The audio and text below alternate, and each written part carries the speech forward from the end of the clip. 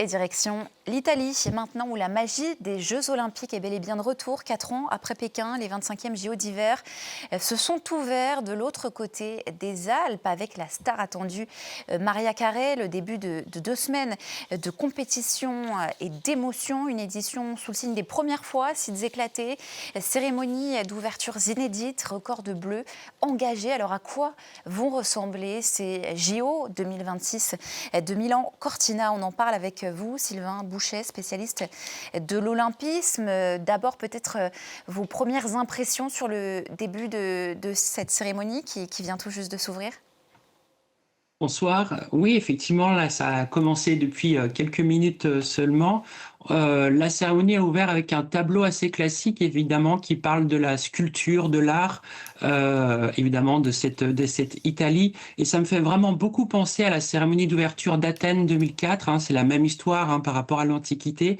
Donc, il y a vraiment cette volonté d'aller peut-être d'ailleurs plus sur du consensus. Hein. Il y a eu beaucoup de polémiques, on se souvient, avec Paris 2024.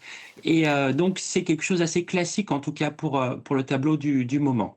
Voilà, on attend encore qu'elle démarre. Hein. Cette cérémonie cette cérémonie d'ouverture qui est inédite à plus d'un titre, elle se déroulera en simultané sur 4 sites différents. C'est, je crois, une première absolue dans l'histoire olympique. Oui, c'est vrai. Alors, Paris avait fait quand même quelque chose d'assez incroyable parce que la cérémonie, même.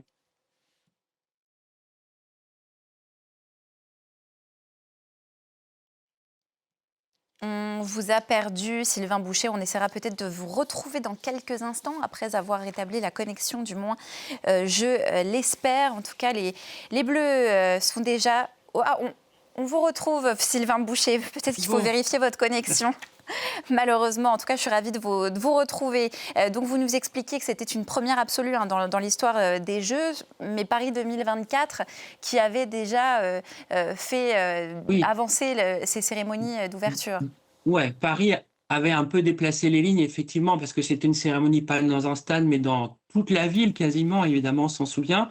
Mais c'était sur Paris uniquement. Là, c'est vrai, on a 4 sites qui vont être mis en scène. Ça, c'est totalement inédit. C'est un petit challenge aussi au niveau en fait, de la symbiose du spectacle, hein, du côté de la mise en scène. Puis globalement, cette cérémonie avec ces 4 sites, finalement, va être à l'image du challenge de la réussite, tout simplement, de ces Jeux pendant ces 15 jours de Jeux Olympiques, donc en Italie du Nord, parce que c'est totalement des compétitions qui sont totalement éclatées. Donc vraiment, cette cérémonie, elle est à cette image de ces Jeux qui vont être assez inédits et qui vont être pour le CIO de toute façon des Jeux repères, tests, pour voir effectivement si c'est un modèle qui va être acceptable à l'avenir. Parce que pourquoi tout simplement, on peut répondre à ces questions, pourquoi il y a autant de sites tout simplement pour les Jeux de Milan et Cortina, c'est qu'en fait, il a fallu aller vers l'économie et aller chercher les sites, les stations qui étaient déjà équipés pour éviter de construire trop. Donc forcément, c'était pas forcément dans la même localité.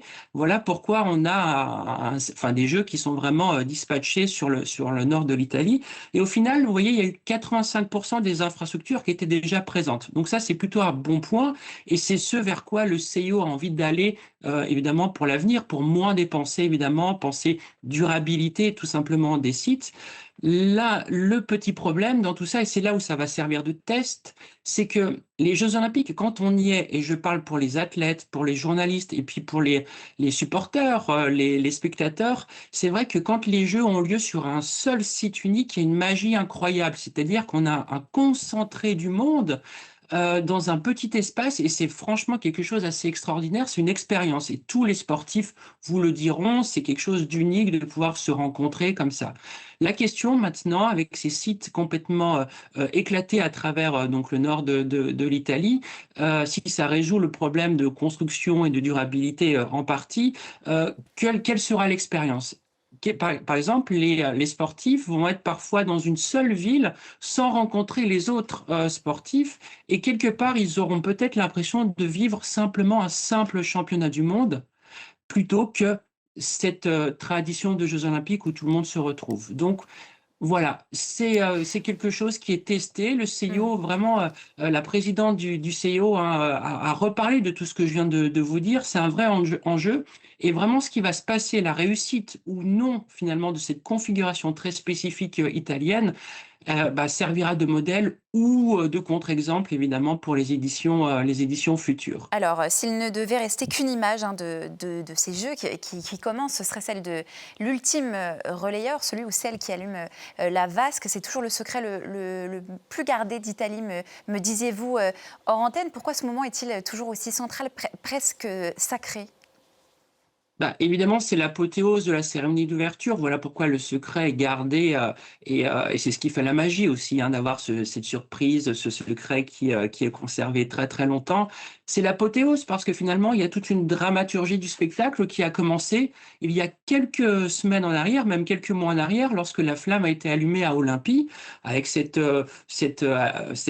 allumage un petit peu magique avec les rayons du soleil. Et donc, c'est une dramaturgie temporelle, symbolique, historique, géographique. Et là, d'un coup, on arrive dans le lieu de la cérémonie et cette flamme est allumée par le dernier relayeur. Alors là, je ne peux pas vous dire qui va allumer cette flamme, mais en tout cas, comme il y a deux flammes, puisqu'il y a deux sites principaux pour la cérémonie, il y a au moins deux personnes. Ça ne veut pas dire que pour chacune des flammes, il n'y ait pas un groupe ou un couple qui allume la vasque, mais voilà, en général, donc c'est toujours des gens extrêmement symboliques qui sont mis en avant. Alors, dans l'histoire, qu'est-ce qu'on peut retenir? Peut-être Mohamed Ali en 1996 aux Jeux d'Atlanta, par rapport à tout son parcours, tout ce qu'il a vécu en tant que sportif par rapport à l'Amérique, hein, enfin tout son combat évidemment qu'il a mené, et puis la maladie, un combat personnel, hein, il avait la maladie de Parkinson, et on voit, c'est des images vraiment mémorables, où il allume cette vasque à Atlanta, avec ce bras tremblant, il y a toute cette fragilité.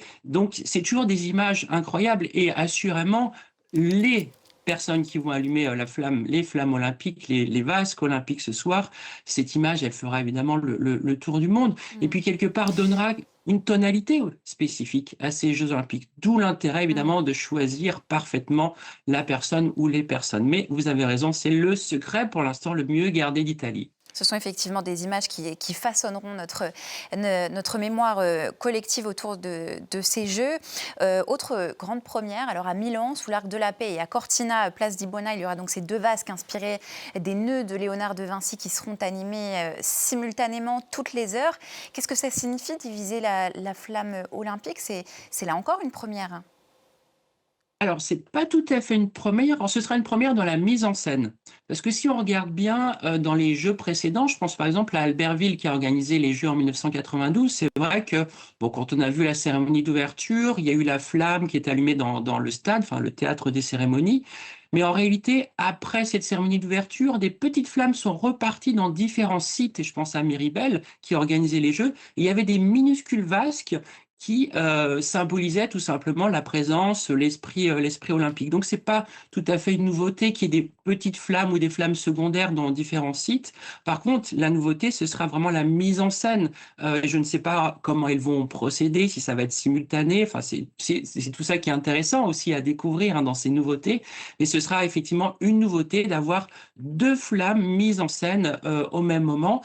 Qu'est-ce que ça signifie la flamme, hein? C'est clairement le ici et maintenant des Jeux. Quand on voit cette flamme olympique, on sait que c'est quelque chose de comment dire, qui va s'éteindre à la fin des Jeux. Donc c'est vraiment la signification de on y est aux Jeux olympiques. Et c'est une valeur extrêmement symbolique. Vous savez, c'est le rituel. Les Jeux olympiques, ça a été conçu par Coubertin à l'époque comme une religion avec des symboles, Une religion, avec un donc rituel. une religion donc, qui, par définition, est censée rassembler. Et pourtant, le comité d'organisation actuel à Milan a clairement annoncé une cérémonie non clivante, moins coûteuse que celle de Paris 2024 ou de Pékin 2008, on en reparlera juste après, qui était l'une des plus chères de l'histoire. Le concepteur de la cérémonie milanaise, Marco Balic, promet donc un spectacle bien différent de celui proposé, on s'en souvient tous, par Thomas Joly en 2024 à Paris. Un spectacle où, je cite, seront transmis les bons messages. Ce sont ces mots, c'est clairement un tacle au comité de Paris 2024. Ouais, clairement, c'est vrai. J'étais un peu surpris de lire ça parce qu'en général, il y a une sorte de respect d'Olympiade en Olympiade, même si on essaye de se démarquer. Puis le tacle, c'est effectivement le budget qui va être moins élevé hein, pour les cérémonies à Milan-Cortina par rapport à la cérémonie de Paris, qui a d'ailleurs été la plus chère de l'histoire avec celle de Pékin 2008. Mais le petit tacle supplémentaire, c'est que certes, à Milan, hein, je cite, hein, il n'y aura pas le même budget, ce sera beaucoup plus humain, ils ont dit ça comme ça, par rapport à Paris. Et surtout, ils ont dit que la maestria fera le reste. Donc, sous-entendu, il n'y en avait sans doute pas pour, selon eux, à Paris 2024. Bon, c'est vrai que je pense qu'ils ont été à l'affût de toutes les polémiques et je pense qu'ils ont voulu, alors il faudra voir aussi ce soir, ça se trouve, il y aura des polémiques qui vont naître à leur insu, je n'en sais rien. Bon, a priori, vu comme c'est parti, c'est très, très consensuel, évidemment. Bon, ça peut très bien fonctionner, hein, le consensus. C'est le principe d'une cérémonie, hein, comme une cérémonie de mariage. Hein. L'idée, c'est pas de mettre la famille les uns contre les autres. Hein. Le principe d'une cérémonie, c'est vrai que c'est plutôt traditionnellement consensuel. Bon, Paris 2024, c'était un petit peu différent, mais c'est vrai qu'il y a eu un tacle assez étrange de la part des organisateurs par rapport à Paris 2024. En tout cas, Maria Carré, elle, s'il fallait citer un élément de rassemblement, a commencé à chanter, me dit-on. Justement, ces jeux, on ne peut pas parler de l'histoire de ces jeux sans, vous parliez tout à l'heure, parler de Pékin 2008, cérémonie hors norme, chiffres vertigineux. C'était à l'époque une véritable démonstration de force, une démonstration de puissance. Ces jeux, c'est toujours un instrument de soft power. C'est toujours le cas aujourd'hui? Ah oui, ça a toujours été, et c'est toujours le cas aujourd'hui. Bah, quelque part, Paris 2024, c'était vraiment la carte touristique. On l'a bien vu avec la cérémonie, et puis tous les sites qui avaient été choisis, hein, avec la Tour Eiffel en arrière-plan, Versailles. Donc c'est vraiment quelque chose d'important, d'existant sur la scène internationale. Quand Pékin a organisé les Jeux en 2008, hein, c'était vraiment le premier événement international que la Chine organisait. Après, il y a eu l'exposition universelle à Shanghai 2 ans après. Mais c'est vraiment un passage obligé et c'est vraiment du soft power.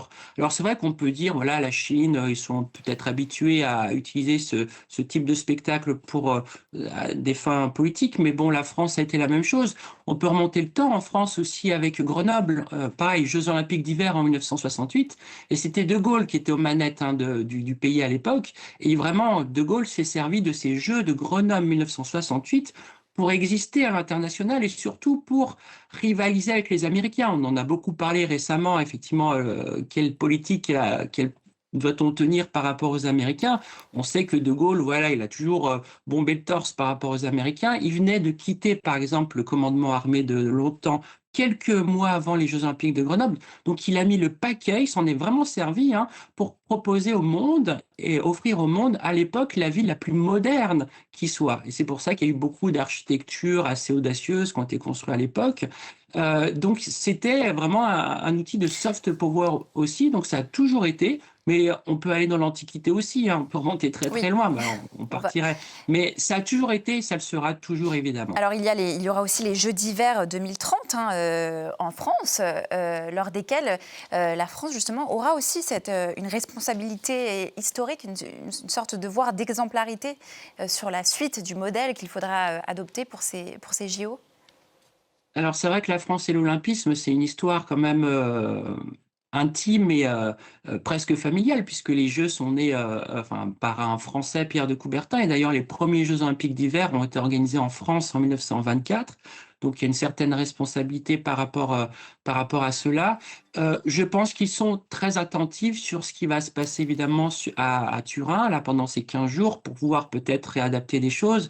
Il est vrai que là, le comité d'organisation des Alpes 2030, les Alpes françaises 2030, bon, ça patine un petit peu. On a beaucoup parlé de démission hein, ces dernières semaines. Le dossier est encore assez fragile sur des choix de sites. Donc, j'espère qu'ils auront le temps, effectivement, de construire quelque chose d'assez exemplaire, parce que je pense que la population le veut. Enfin, je veux dire, c'est très important, bah, surtout pour les Alpins, enfin, parce que c'est aussi leur paysage, c'est leur quotidien, donc il faut préserver tout cela. Jusqu'à quand, de toute façon, on pourra organiser les Jeux Olympiques d'hiver sans dénaturer? Enfin, c'est une vraie problématique d'avenir. Donc le challenge est énorme, ça c'est sûr. Je ne sais pas si les Alpes 2030 ce sera exemplaire, je ne sais pas à quoi vraiment ça va ressembler. Le temps est très court, il y a beaucoup de choses à faire. Il y a eu pas mal de retard, mais parce que aussi il n'y a pas eu de phase de candidature. Alors quand il y a une phase de candidature, ça permet de préparer des choses. Là, c'était une attribution un petit peu presque donnée par le CIO à défaut de candidature à l'international aussi. C'est ça la Mm. problématique. Donc voilà, enfin, Oui. c'est un vrai challenge, ça c'est vrai, mais il reste 4 ans maintenant. Voilà, on verra comment ces Jeux peuvent se réinventer. Merci Sylvain Boucher, spécialiste de l'olympisme. On continue à parler de ces Jeux d'hiver de Milan Cortina dans les sports. On parlera aussi du 15 de France qui a lancé son tournoi des 6 nations par une victoire étincelante avec bonus offensif contre l'Irlande.